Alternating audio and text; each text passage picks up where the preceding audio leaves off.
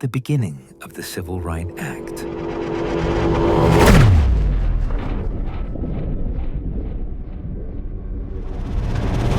America under Jim Crow. In the 1960s, almost a century after slavery ended, African Americans were still treated as second-class citizens. In the South, Jim Crow laws separated people by race.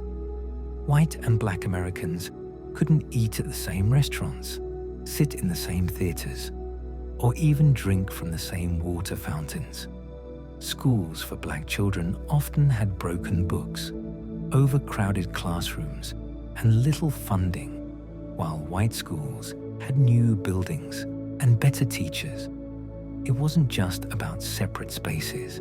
It was about denying dignity and opportunity, telling millions of people every day that they were less than.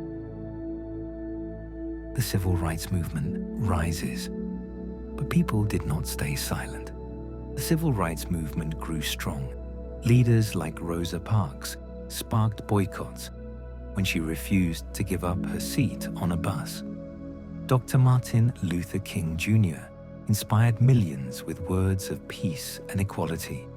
Students held sit-ins, refusing to leave segregated lunch counters. Brave groups known as the Freedom Riders rode buses into the South, testing new rules that said buses could not be segregated. They were beaten, their buses burned, but they did not stop.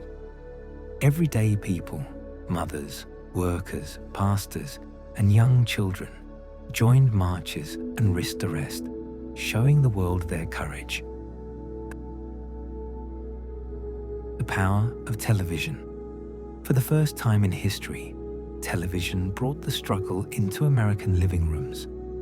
Families across the country watched in horror as peaceful marchers were attacked by police dogs or blasted with powerful fire hoses. In 1963, tragedy struck Birmingham, Alabama, when a church was bombed, killing 4 little girls. Their deaths became a symbol of the violence faced by black families every day. Meanwhile, America was in the Cold War with the Soviet Union. The US claimed to be the land of freedom, but images of racial hatred told a different story. This embarrassed the government and put more pressure on leaders to act. Kennedy and Johnson. Step-in President John F. Kennedy saw civil rights as not just a legal problem, but a moral issue. In June 1963, he proposed a new civil rights law. But just months later, Kennedy was assassinated. The task fell to his successor, Lyndon B. Johnson, a man from Texas who knew how to work Congress. Johnson promised to honor Kennedy's memory by passing the law. He told Americans, "We shall overcome." But passing the bill was not easy. Southern senators tried to block it with the longest filibuster in US history, talking for 60 straight days to delay the vote. Finally, in July 1964, the Civil Rights Act was passed. President Johnson signed it on July 2, 1964, with Dr. King by his side. What the law did.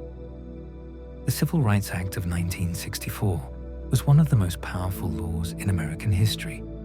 It ended segregation in public places like schools, hotels, restaurants, and theaters, banned discrimination in jobs because of race, religion, sex, or national origin, created the Equal Employment Opportunity Commission to enforce fair hiring, cut off federal money from schools and programs that practiced segregation, strengthened voting rights protections, laying the path for the Voting Rights Act of 1965.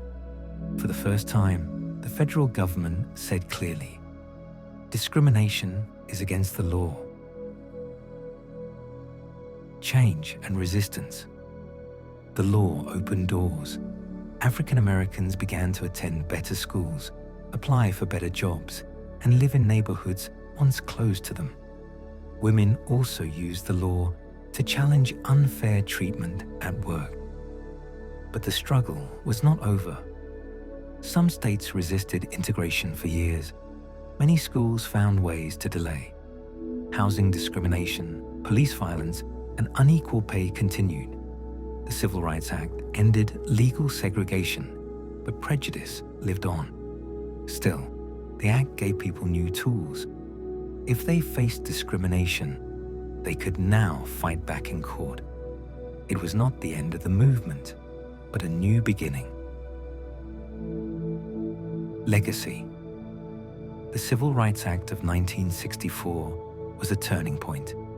It paved the way for the Voting Rights Act of 1965, the Fair Housing Act of 1968, and even Title IX, which banned sex discrimination in schools.